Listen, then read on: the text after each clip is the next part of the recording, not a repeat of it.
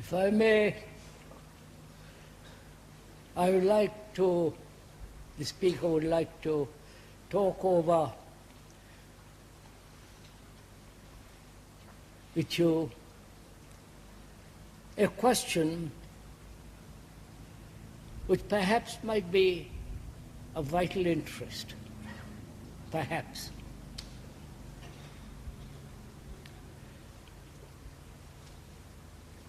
Why is it, this is a question mark, not the cause. Why is it that two people are not able to think together?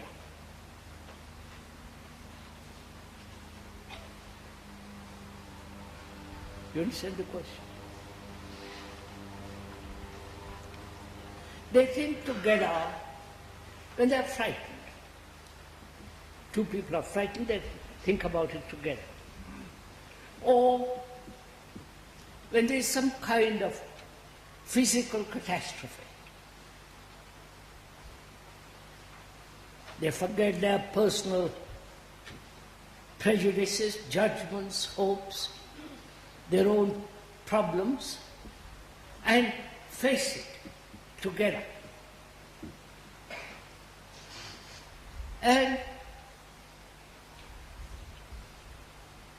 if there is some impending danger, they again come together in their thought, in their feelings. You must have noticed all this.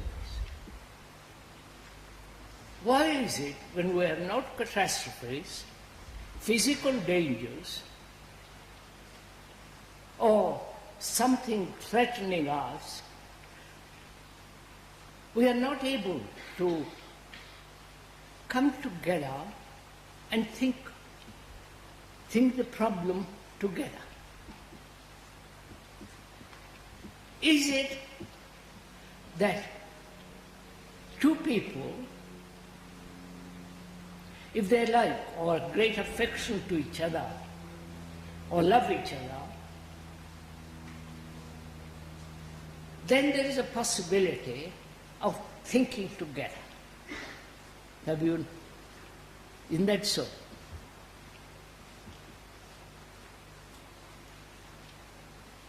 Can we this morning spend a little time on this question? Perhaps this will help us to understand the confusion and the misery of our daily life. Because we are not been able so far in all these discussions and talks have met actually together. Is it that we don't love each other? You know, this has been tried very often in various ways to bring people together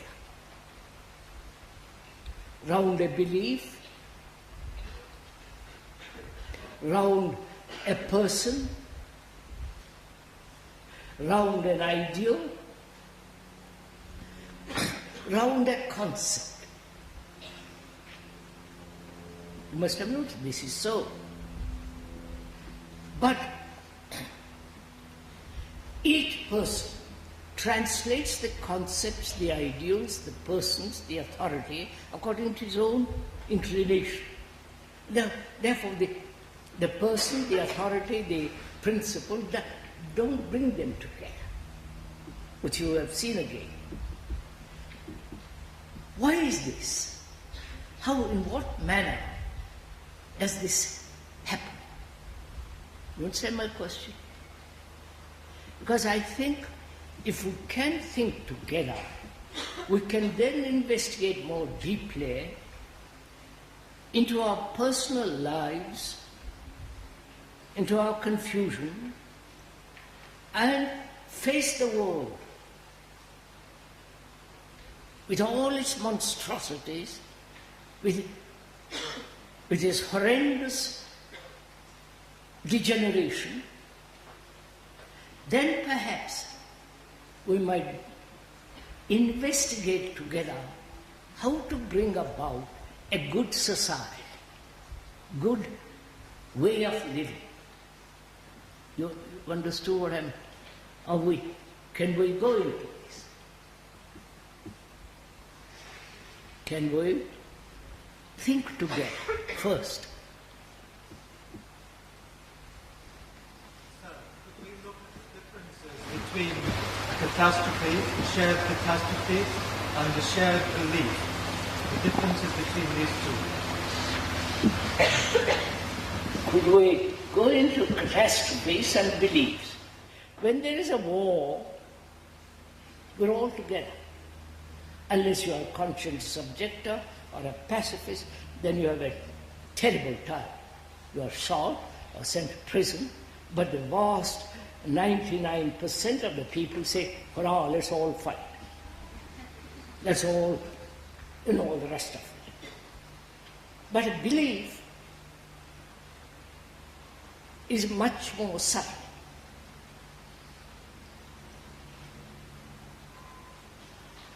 You may believe in God or in Jesus or Christ, whatever it is, but each one translates that belief in his own way, in his own pattern, according to his own experience. And so there's always a division. Even if you follow somebody whose authority you accept, again there is division between people. You've seen this all over the world. So we are asking, is it possible to think together without authority, without a belief, without a crisis? The world is in a crisis, isn't it? But putting all that aside, can we, you and the speaker, think together? What we mean by thinking together, meet at the same point.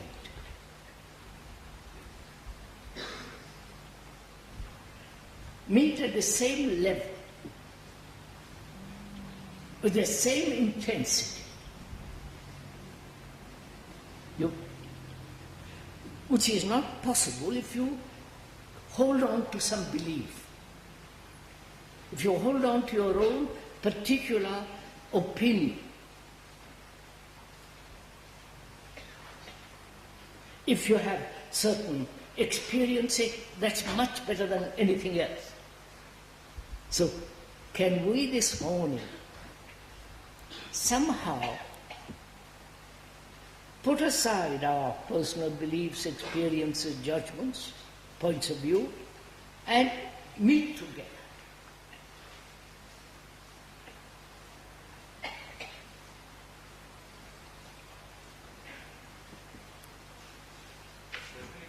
The same openness on both sides. No, sir, it's not. Yes, I wonder in what way you're using the open. That's a rather difficult word. I think I'm open, but I'm really closed inside. So, can you and I put aside our particular point of view, our particular opinion, our experience? Met the other day a man who said you will solve all these problems if you are a vegetarian. You understand? All your problems will be solved. And you could not convince him. He was absolutely hooked on it. to use a modern word. And most of us are like that. Only it isn't vegetarian or bananas or something else, but our own deep conclusions which we have come to for various reasons. Can we let all that, at least this morning, set aside and meet together? Do you understand my question? Can we do it?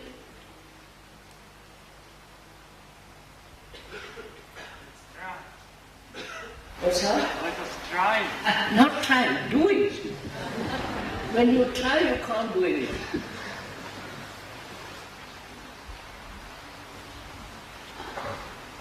I don't say I try to climb the mountain, I climb the mountain.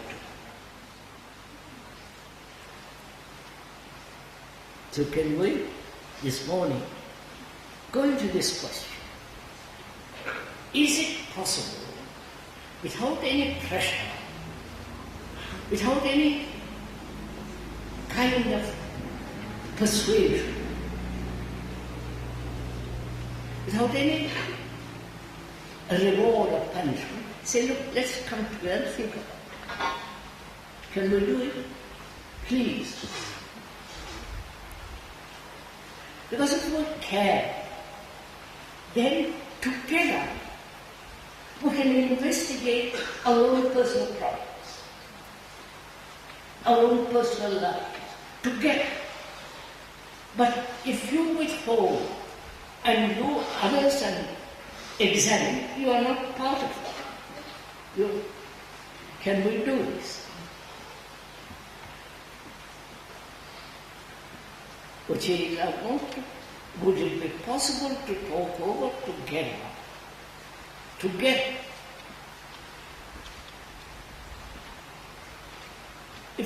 Whether it is possible to bring about a good society.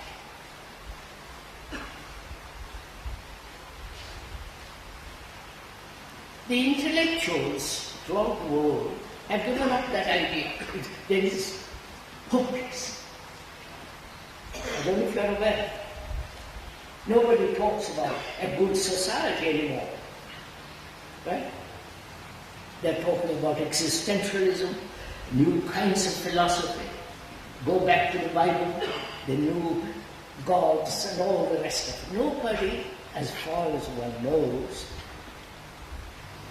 is concerned with bringing about a good society in which we can live happily, without fear, without terror, without all the horrible things that are going on in the world.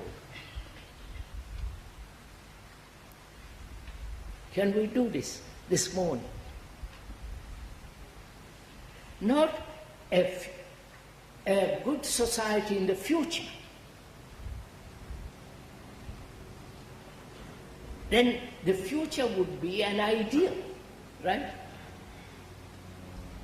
Then we will discuss endlessly which is the better ideal. But whereas if we could investigate together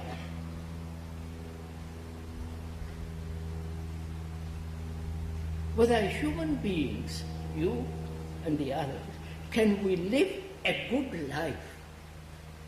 Not in the future now. Do you understand my question? Please this is very important. Because around us, morally, physically, intellectually, there's a disintegration. You must have observed this. And any serious person be concerned with all this. He must demand, not only of himself, but of others, whether it is possible to lead a good life and therefore bring about a good society. You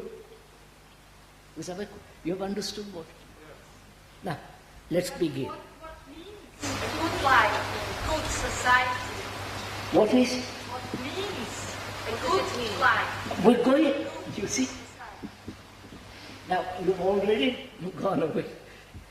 We'll find out what is the good life if we are able to think together. Right? If I define or describe what's a good life, then you will disagree and I will disagree, or somebody else disagree. Or say that's not good enough, we must add a little more to it. And we should be wandering off. Right? That's simple. The moment, Father Mary. To share your being is what you mean.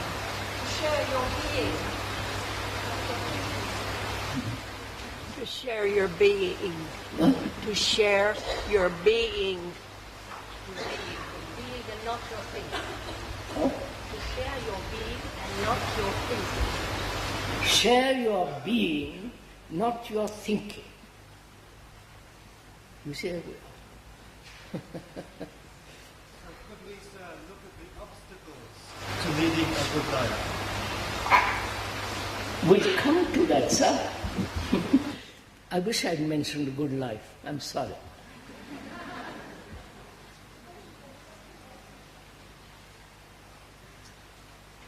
Or a good society. Let's leave that for the moment. Let's find out whether we can think together.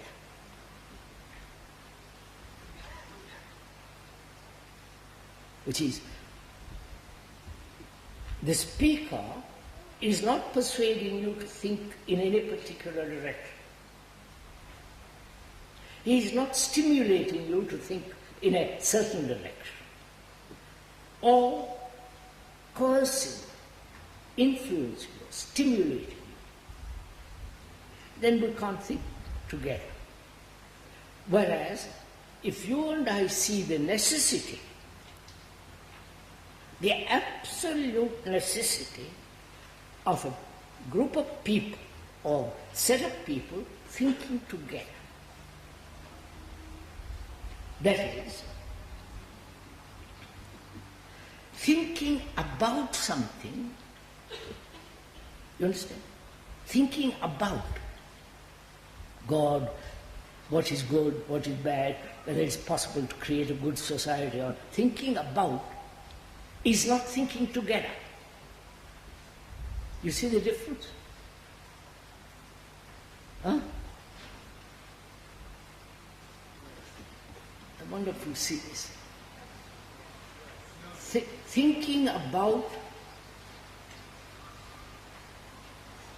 involves opinions, evaluation, because you might think about it, and others will say it's not quite like it. So there will be divergence of opinions and points of view if you are thinking about something. But we are not thinking about something, but thinking together. I wonder if you see the difference. The urgent necessity of this. Now the question is why? I know why. Because we're not interested. Don't even look at it carefully. Is this point clear? To think about something brings about divisions of opinion. Right?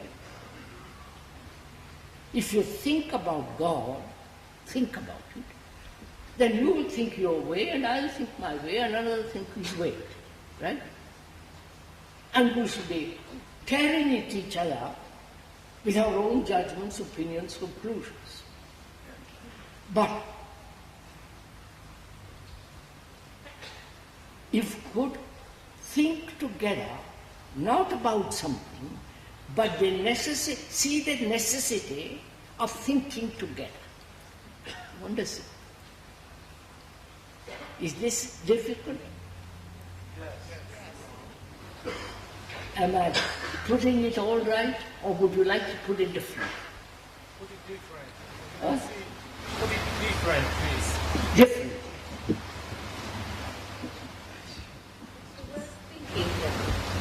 Investigating together. What's up? Is it investigating together? Before you investigate together, you must think together. What? It's the word thinking that seems to be coming to thought that is that I don't quite follow it, Mula. It's a verb, thinking. that seems to be the barrier.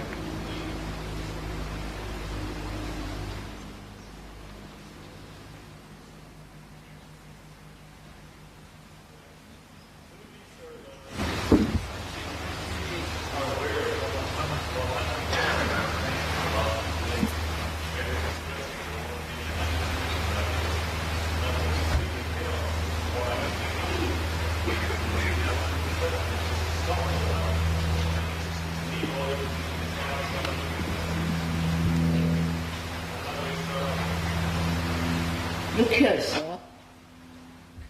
If you and the speaker loved each other, loved in quotes, we'd be thinking to that, wouldn't we? No?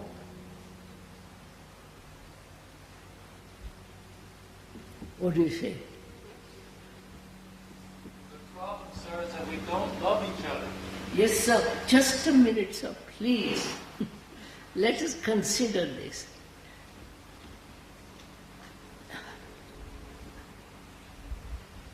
I want to, the speaker wants to think with you.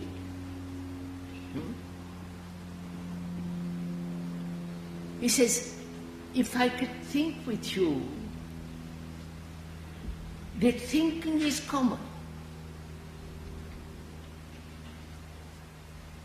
But if you and I were thinking together about something, it is not common. You understand? This is clear, isn't it? It's clear, but existe, Parla. excuse me, parlo in italiano. Esiste un pensare senza che ci sia un soggetto del pensiero Yes. e nemmeno un oggetto del See, pensiero. our friend says, is it possible to think without the object and the subject? Which means, can you think without those two? As of course you can. You're missing. You see how difficult it is to be able to feel the common necessity of being together, to act together, right?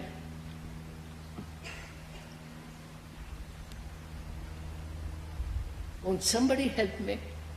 Sir, when we think together, when you and I think together, it doesn't matter whose thought it is. It's that we both are enjoying, or the thought comes first. It doesn't matter if it's my thought or your thought. Is that it?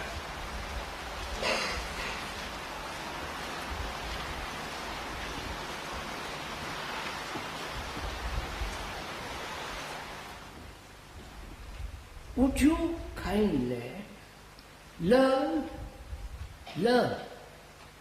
what it means to think together, right? Learn.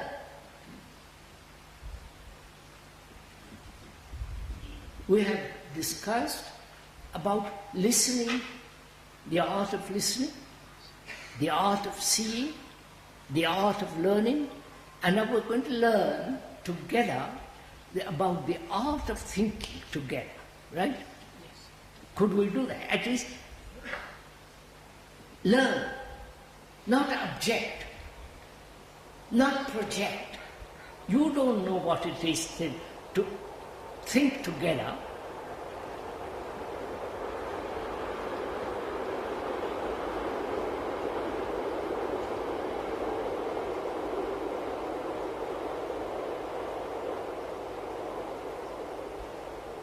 So, we are having a class in a school, and the speaker happens to be the teacher. And he says, please, you come there without knowing what it means, you're going to learn. Because you're curious, you want to find out what the speaker has to say, the teacher has to say. So you say, please, I'm prepared to learn. Right? Right? Are you?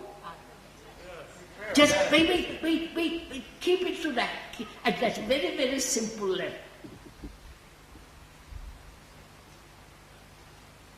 If I happen to be a professor of biology, and you didn't know anything about biology, you'd come fresh, curious, perhaps bored, but you want to learn. Because you're going to, if you learn, you'll pass the exam, get a job, and so on. So you're forced to listen. Right? But here, we are not forcing. We are together trying to find out what it means to think together. And the speaker, unfortunately, is the professor, and you are the students. Are we in that relationship?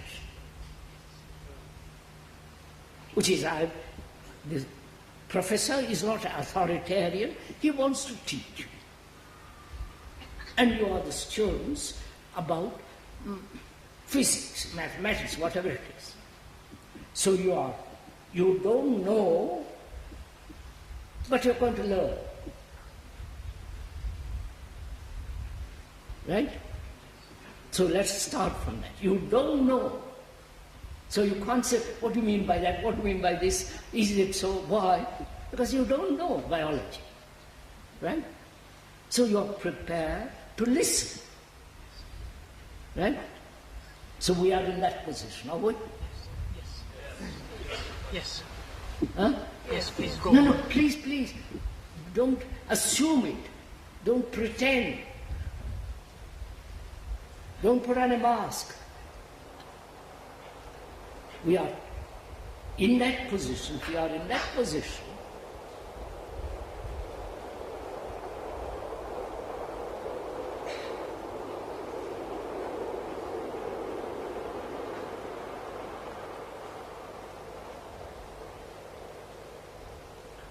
Then the professor says, do you know anything about thinking?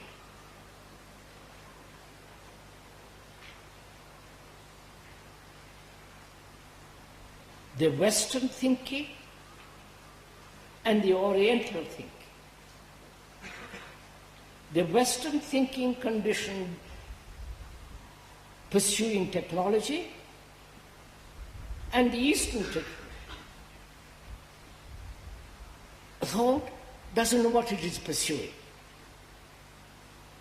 Right? There's the Western thinking and Eastern thinking. The world has been divided that way. Right? You are learning. And he said that division is wrong. There is only thinking, which is neither East nor West.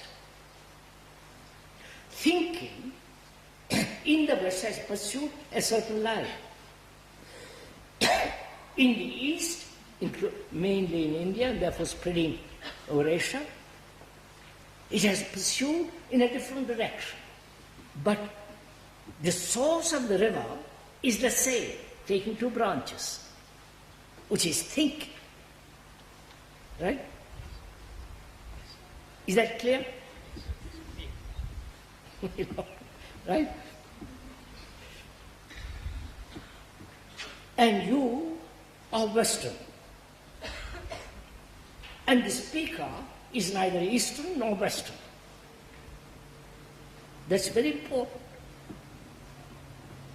He belongs to neither West nor to the East.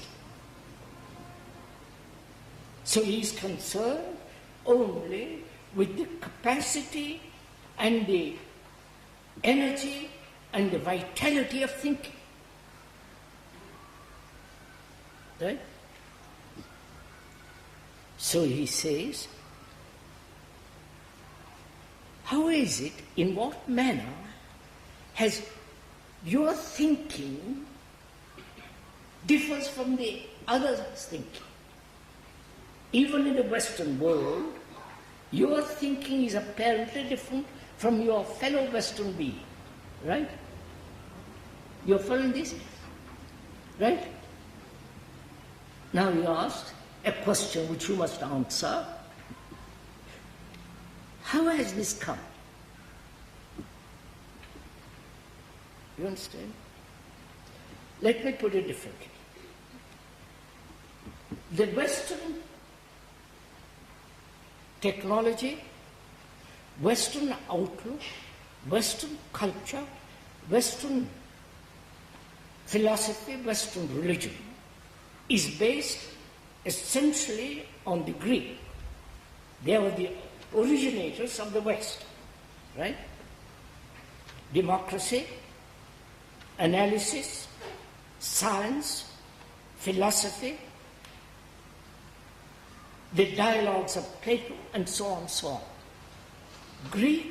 Greece was the origin of the West, right? There's no question, you don't have to doubt this. I'm a professor, I know.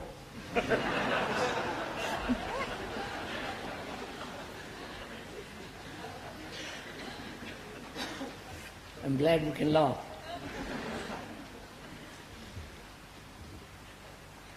And Greece has said measurement is the beginning of technology, right?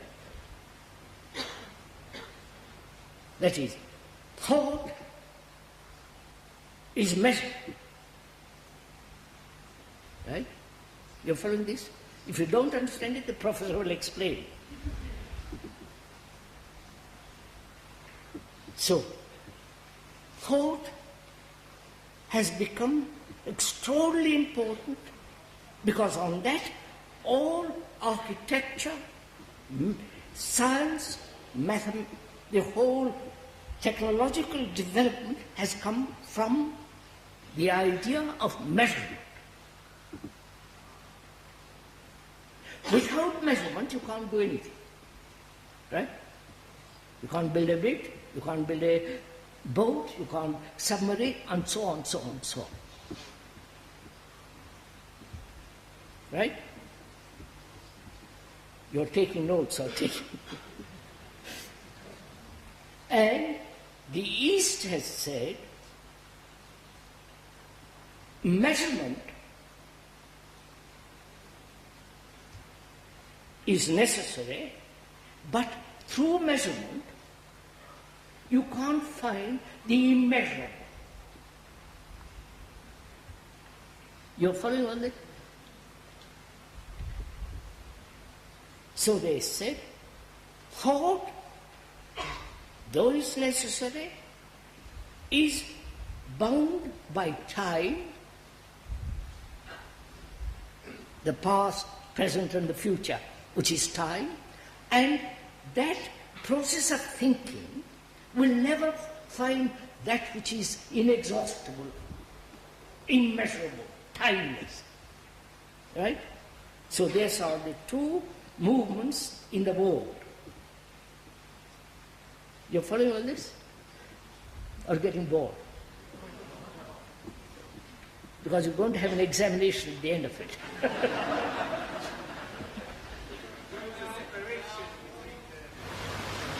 What's that? There was a separate. That's delightful. My part as a student, is to say, tell me what you know. Tell me what you know. My part as a student is to say, tell me what you know. As a student, I don't ask you what you know. I am telling you what I know. My part Huh? in the teacher-pupil relationship is to ask or to want, tell me what you know. What? Does it happen that you keep something back? Are there secrets, or are you, as a person, totally available? Are you holding back something? Keeping a secret. Huh? Are you as a teacher keeping something back? No. Having a secret? I am not. I am a professor of mathematics. I'm not keeping anything back. We are not talking about life, not mathematics.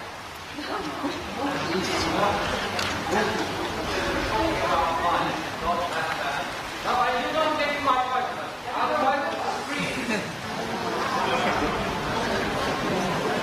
As you talk here, I'm going to get to it now. My part is this. If you are the professor, is to ask you, tell me what you know. I am telling you, sir. That's not my question. I My part is there. am telling you, sir. May I ask you a question? Does it happen that you are keeping something to yourself or back? Something back. Are you keeping something back? Does it happen?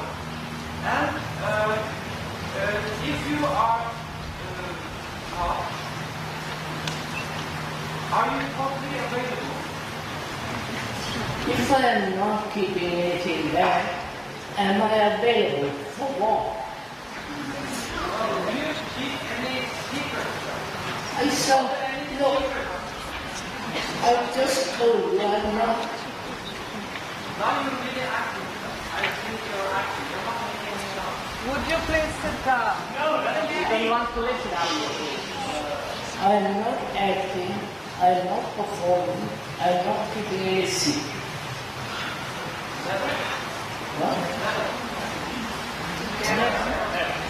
Of course not. I said I have no secrets. It's not never or now. I have no secrets.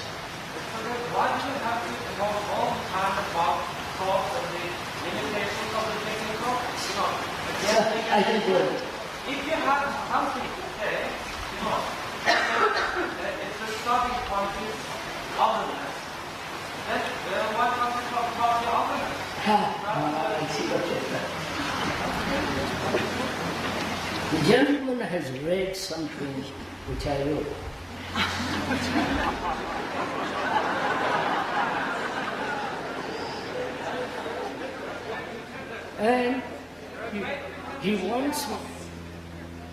And he wants me to talk about that instead of about thought. Perhaps we can talk about that at the end of the talk, at the end of this. Which doesn't mean I'm avoiding, which doesn't mean I'm keeping it secret. You cannot possibly talk about the otherness. You cannot. If you read that book, if you haven't read, so much the better.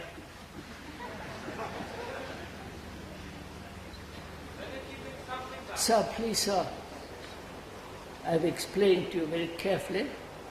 I'm not keeping anything back. I'm approachable, as you say, and so on. You see, this what?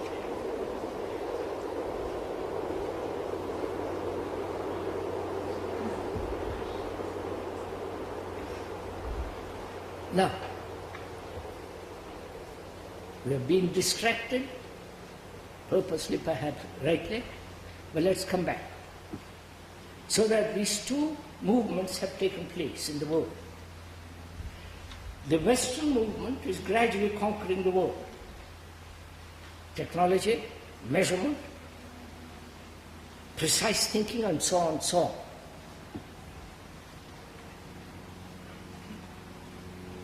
And do our thoughts measure equal? You understand my question? No, you don't.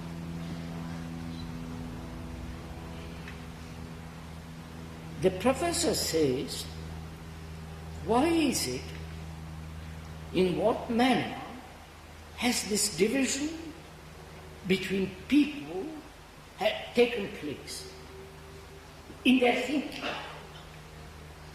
Is it education? You follow?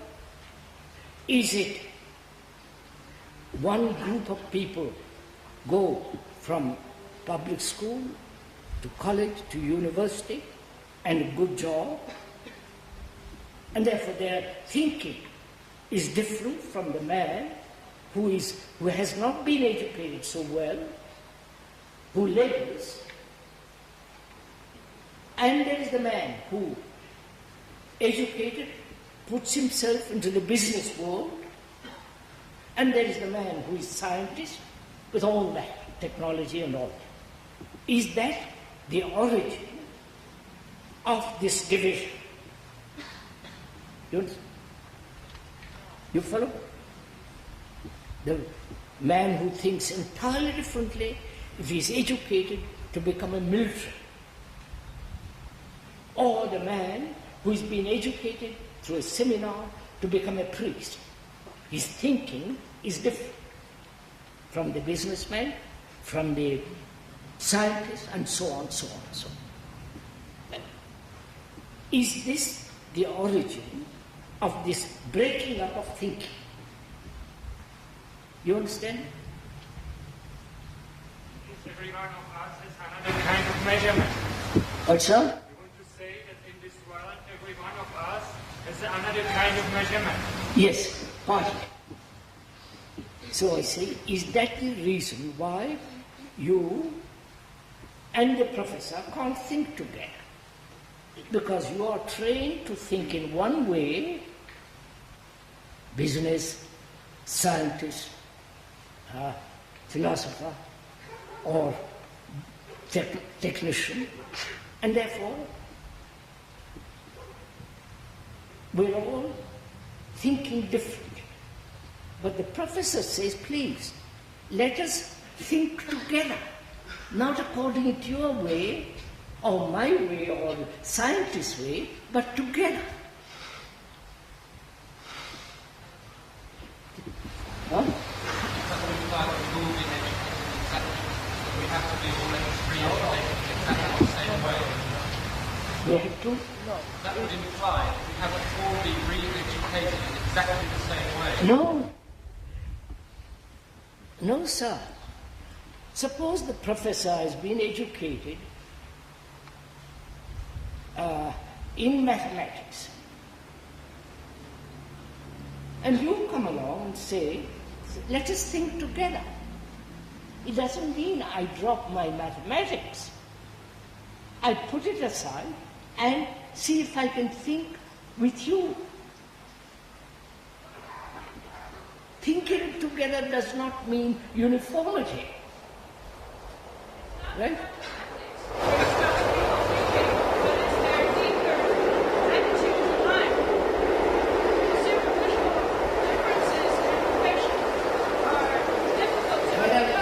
Well, can't you hear that train?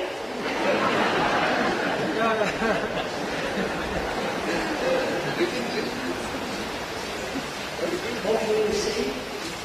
It's that the professional differences do make it difficult for people to communicate, but it's much more the deep attitude to life which prevents people from thinking together.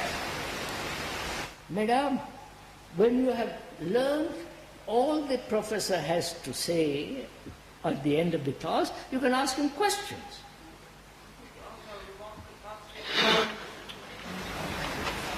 Right? Pass the exam. We want to have what you have if you have it.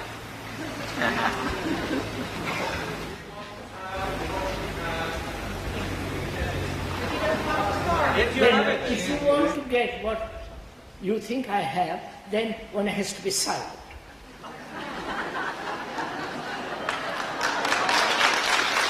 No, please, don't clap. I'm not being clever. I mean, if you want to learn something, you have to quiet. If you want to learn how to play the violin, you have to watch the You have to follow the teacher, the violinist, who says put your finger there, practice, so on. But you are not doing that.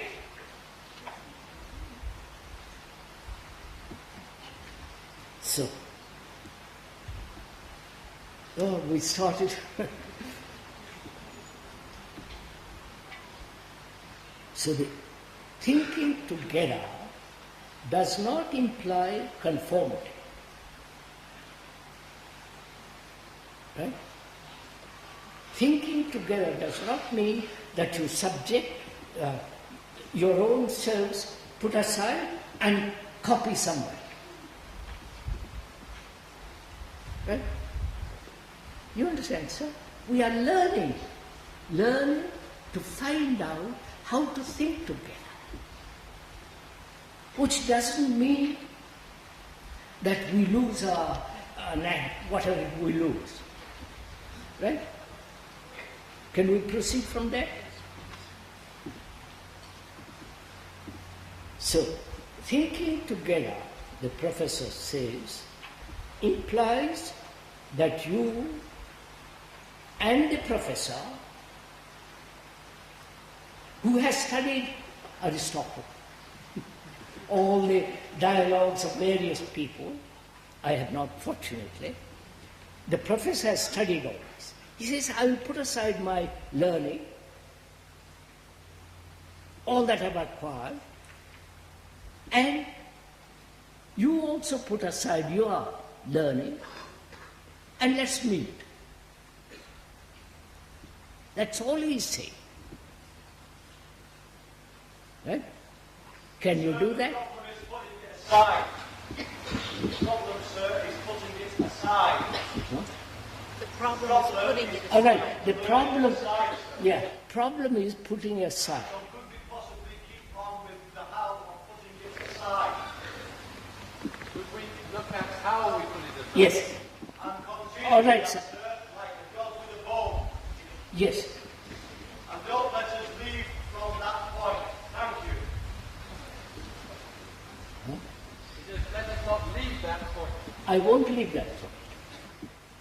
You are a student, I'm a professor. I'll right to answer it. The question is, in what manner do you put aside your particular way of thinking? But first you know your particular way of thinking. Right? Do you?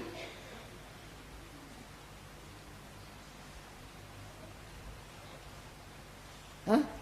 Don't you know your particular way of thinking? That you are a follower of somebody, that you believe this, that you think this is right, this is wrong, and this should be, my experience tells me it is so. So are you aware of this fact? If you are aware, what does that awareness of the fact mean?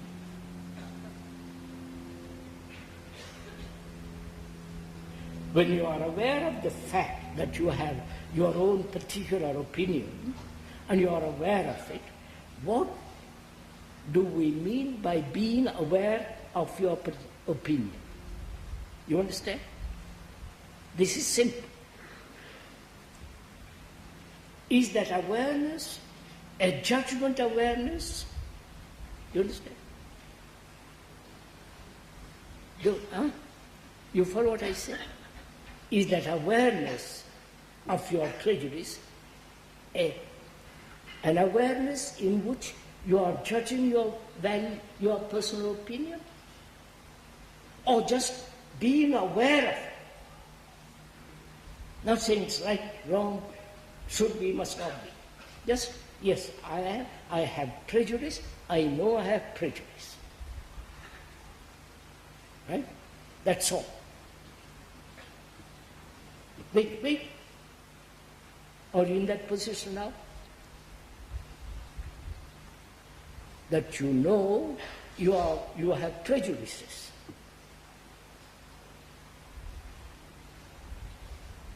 Right? then why do you have these prejudices? Is it your family, your education, your desire for security in a belief, in a point of view? Right? You're following on this? Or, you're going to have an examination at the end. So, are you aware of it that way?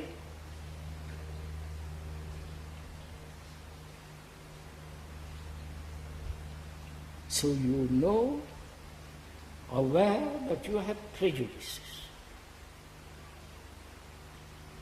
Sir, but mostly the concrete prejudice itself is subconscious.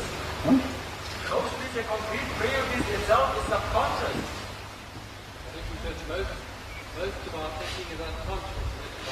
Yes, sir, but I'm making it conscious now. And one is helping each other to become conscious of our thinking which has produced these prejudices. Right? So, are you aware of these prejudices? And these prejudices are keeping us apart. Right? Right? Isn't that so? Yes.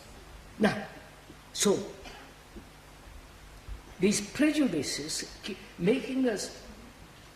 keeping us apart, prevents our thinking together. Right? So can you, seeing the necessity of thinking together, say, all right, I won't have prejudices. Because thinking together becomes all important, not your prejudices. Therefore, prejudices you put aside. Right? Are you doing it? Sir, my prejudice is that I feel that you pretend. Can you help me out of it?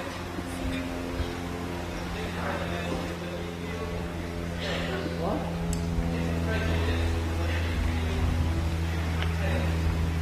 That I pretend. I pretend.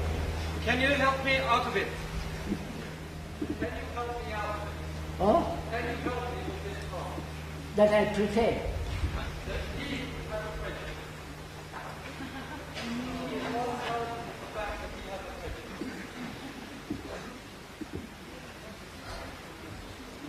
He has a prejudice, and I, according to what I have understood, that I am pretending. I don't know what I am pretending about, but that is irrelevant. So he says, I have a prejudice. Help me to see it is a prejudice, and seeing that the prejudice prevents thinking together, and thinking together is most important, therefore I will drop my prejudice. You understand? The dropping of the prejudice is not important. What is much more important is thinking together. Right? And you cannot think together if you have a prejudice. Murti, can I express another possibility? Can we look closely at one point that you have made? You say that thinking causes division. I think that only thinking can create again a unity. You don't agree with that, I think, because of your secret. I don't, if I may express myself quickly, I don't think you understand entirely your secret, which is love. You say that if one has love, which a being like you, I think, has, then with this love that one has, then one can think together. I think that for a Western audience, that one cannot grasp this kind of love as you can. One has to discover that through thinking together. If we have this love which you can have, I think it can only be an illusion.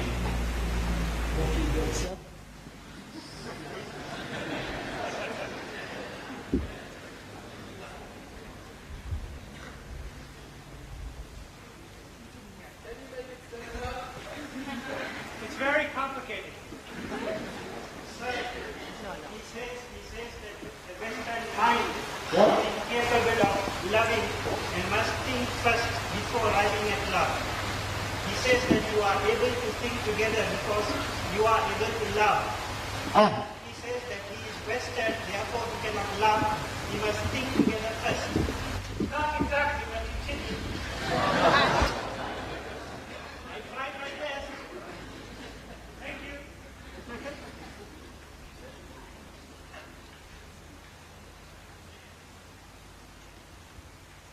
As I understand it, I may be wrong, please correct it, sir, that the speaker is able to love and therefore is able to think together.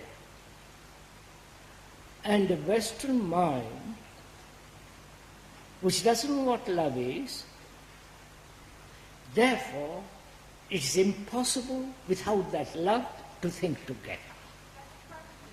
Huh? He says that is a prejudice. Quite. I said at the beginning, there is only thinking, not Western thinking and Eastern thinking. Western thinking has devoted all its energy to technological, scientific business. And the Eastern mind say, through thinking, measurement, you cannot come upon that state which is immeasurable. And they said the principle of that is Brahman.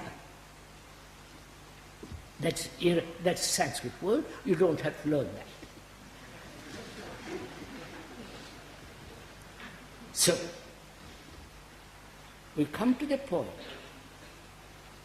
that as long as we do not love each other, the thinking is not possible together. Right? If I love you and you are full of prejudices, however much I may offer my open hand to you, you will reject it because you have your own importance, your own knowledge, your own conditioning, and he says, sorry. That is what is preventing us. And if we don't meet there, we cannot possibly create good society. And the speaker says, if we do not create a good society, we're going to destroy ourselves.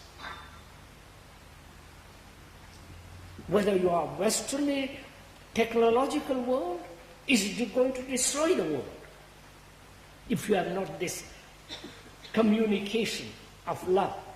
That's all.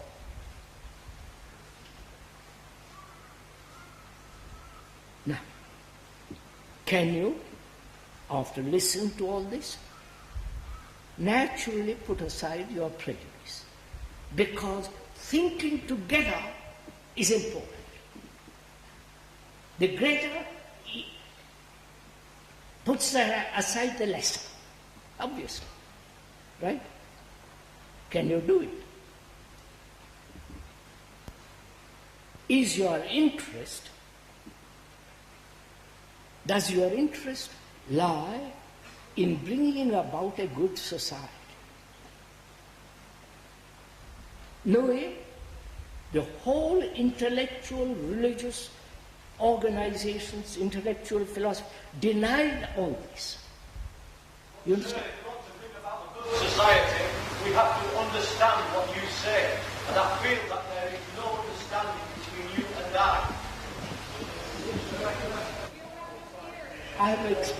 How can I help you to understand what I am saying. It is very simple if you listen. Right? What I'm trying to say, sir, is that unfortunately I am not listening. And I'm trying to work out why I am not listening to you. Limitation.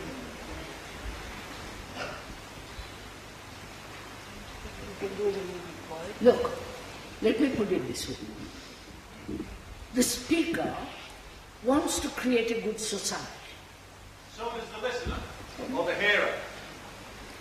Stop. I want to create a good society. And nobody will listen to me. What am I to do? Jump in the lake? So, and me as well, sir. Sir, just... And me as well, sir.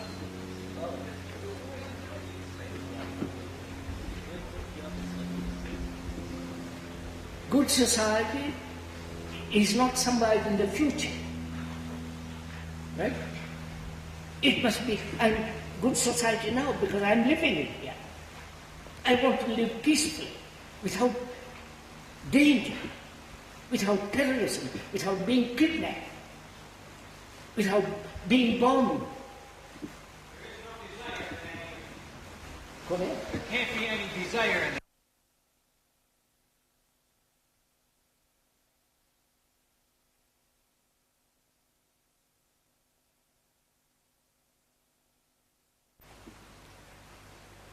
Does your interest lie in bringing about a good society? Knowing the whole intellectual, religious organizations, intellectual philosophy denied all this. You understand? If you want to bring about a good society, we have to understand what you say. And I feel that there is no understanding between you and I. How can I help you to understand what I am saying? It is very simple if you listen. Right? What I'm trying to say, sir, is that unfortunately I am not listening. And I'm trying to work out why I am not listening to you. Limitation.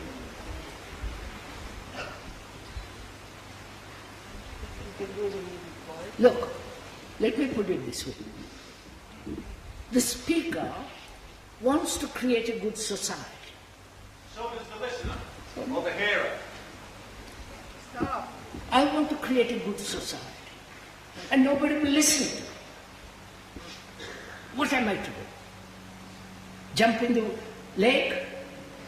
So, and me as well, sir. Sir, just... And me as well, sir.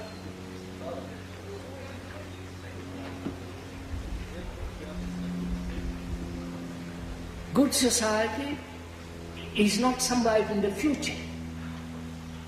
Right? It must be good society now because I'm living in here. I want to live peacefully, without danger, without terrorism, without being kidnapped, without being bombed. Go ahead. There can't be any desire in that. There's just a necessity to do that. I mean, I'm kind of... And I say to you, as I want to create a good society now, will you join?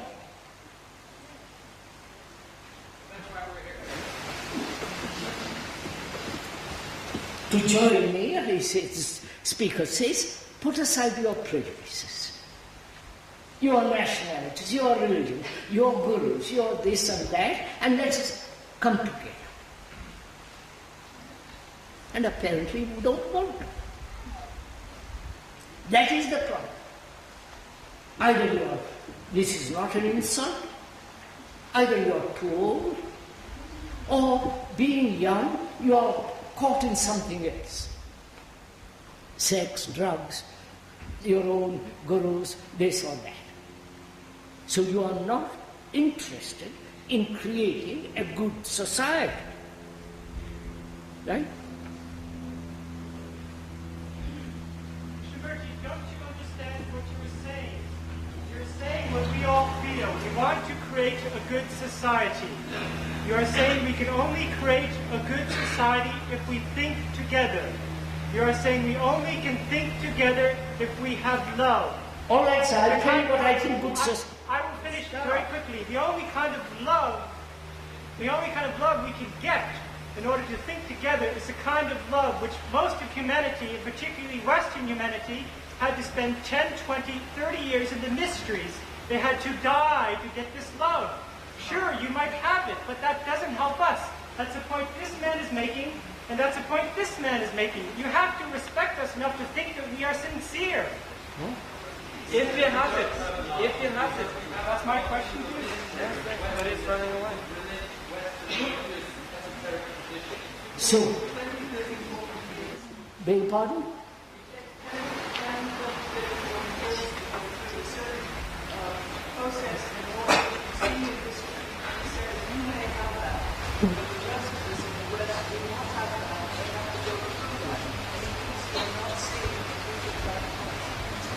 That love does not just come for you perhaps, but we have to die to that. I don't think you can understand that. It's a process of consciousness. I understand it, sir, I understand it. What's that? We need time, 20, 30, 40 years to go through a process of dying. And we haven't done that. Uh-huh. We can't understand But not us. This is what it is. This is what it is in the facts of the past. This is how people in the past attained love. They didn't have it naturally, like the speaker. I understand, sir. My examples are not very good, but then I would like to answer with an example. I feel we all came here to learn the new language, and I would like all of us to be like newborn babies, without any prejudice, without any automatic mistake. We don't want to learn that language. The gentleman says that the Western world has to evolve, go through a number of years and die to their own prejudices and all the rest of it. That means Western world has to go through a great deal of evolution before it can come to this. It's not exactly correct. As I understand Jiddu Krishnamurti, you say we want a good society. That is true. You say we can only get a good society if we think together. That is true. You posit as the only way that we can think together is if we have love. I am saying that what I don't think you can understand, what is your secret, is that you may have this love. But what I'm saying is that for Western men, in the Say past, that you don't have that love. I say that very clearly. Well, that's enough. In order for Western Sir, men to I understand, sir, I understand. One moment. I understand. You are saying Western man must be this and this. And so you are saying you represent the Western man. Right? Are you the Western man which represents the whole of the West? No, I'm saying in general that is a common sense fact. Of course, there are exceptions. There will always be exceptions. Can Talk we, about sir, yourself. if I may I'm not most, interested in talking about myself. if I may most respectfully point out, can you drop that conclusion? If you would like, I shall. Continue. What? If you like, I shall. Continue. It is not what I like, sir.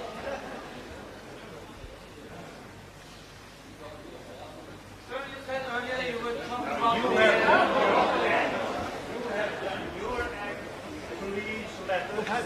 said earlier that you would speak about the Give us a chance, will you? The Fan Club is Give us a chance too. very loyal fan club.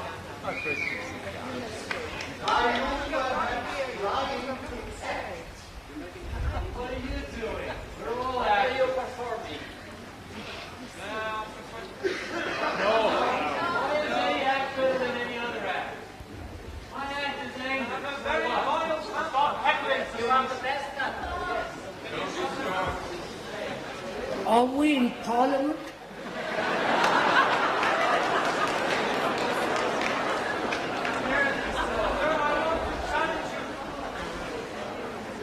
Are we in a debating society? Sir, please, sir, would you mind sit down? Hold on. I'm very serious. I have a serious doubt. Sit down, please. I want you to prove that you have got it. Right now. Sit down. I don't know. Sit down. You prove it.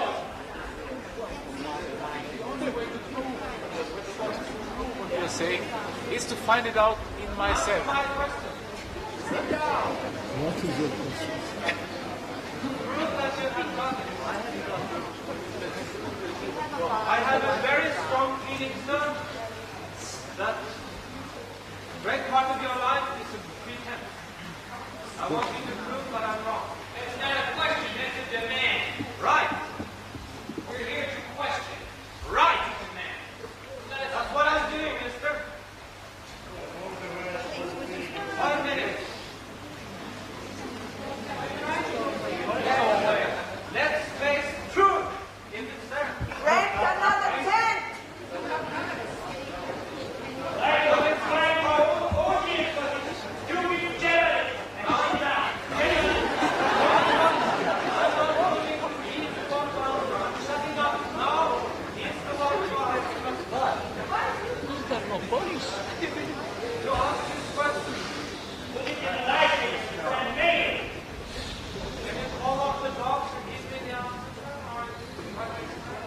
You want to see him flying?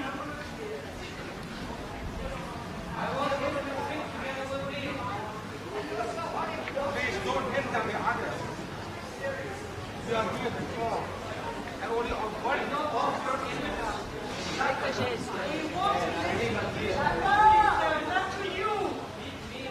All right, sir. All right, sir.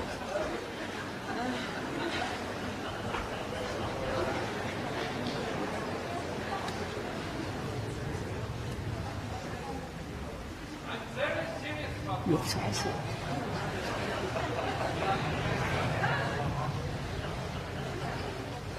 Does everybody who wants to say something say it so we can listen to Mr. Birdie now? I've said all I needed to say, expose myself enough. And I think I've learned something from Mr. Birdie, and that's why I'm able to stand up and express myself. Because I've been listening to Mr. Birdie. And I think the fact that other people can do the same is the fact that Mr. Birdie has helped us to free ourselves. So now can we listen to him again?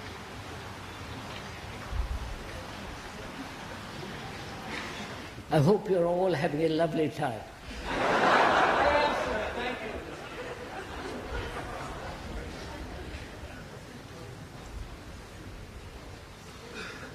you. One of the questions the gentleman asked was he thinks all my life is a pretense.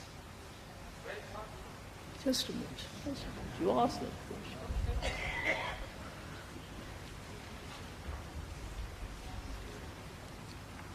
I don't see how I can answer that question.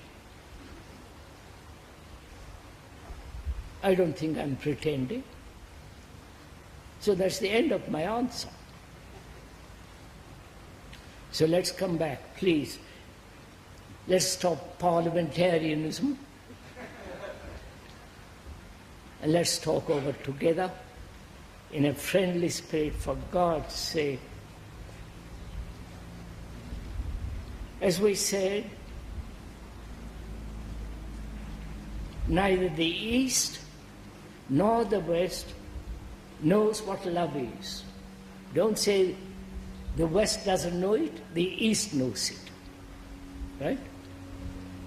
Both are caught in this world.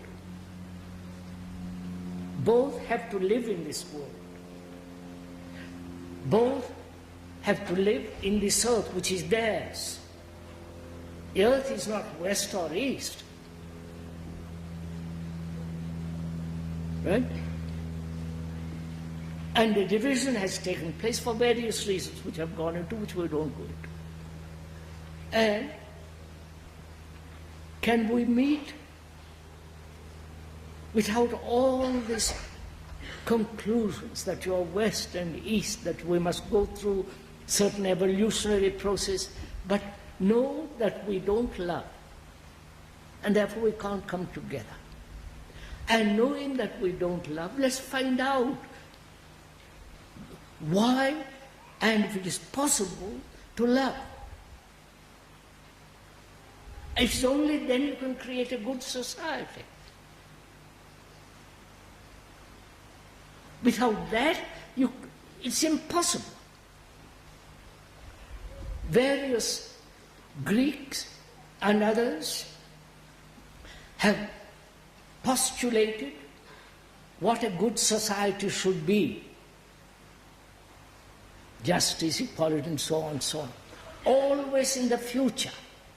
When we say what a good society should be, means in the future. Right? The very word should implies time. And the speaker says that may be another illusion you're caught in. Whereas goodness born out of love can happen now. And from that, good society can be born.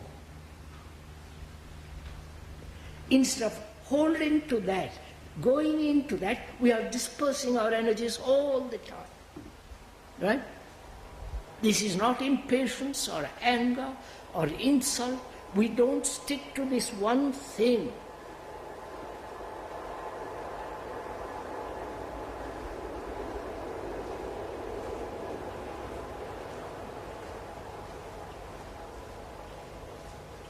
So we come to the point, can we think together because we love each other? That's all.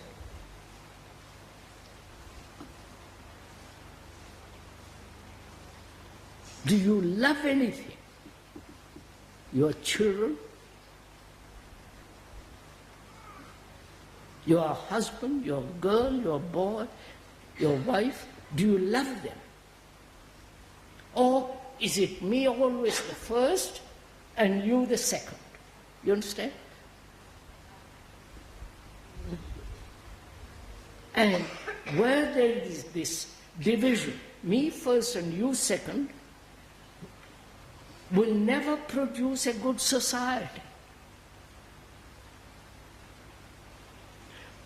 And therefore, good society can only come if you are good. Which means you don't belong to any category of religions, of knowledge, of conclusions. You say, look, I want to find a good, I want to become a good man. You don't talk. Please, you understand now? Will you do it? We've had 7 talks, and this is the 5th discussion, and the last. If you observe, what have you learned from all this? 7 talks and 5 discussions. What is the treasure or hot air that you're going to carry out when you leave here? You understand? Have you found a jewel, imperishable jewel, and so you can go out with it? Or you're going away with a lot of words? You understand my question, sir? So, the professor at the end of the talk says, what have you learned?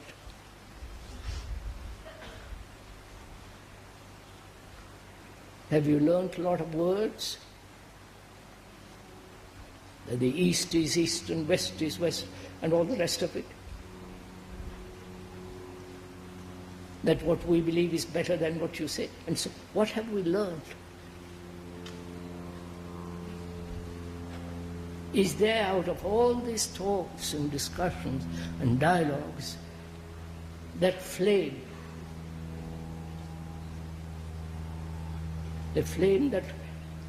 that lights the world, you understand? Lights our own life.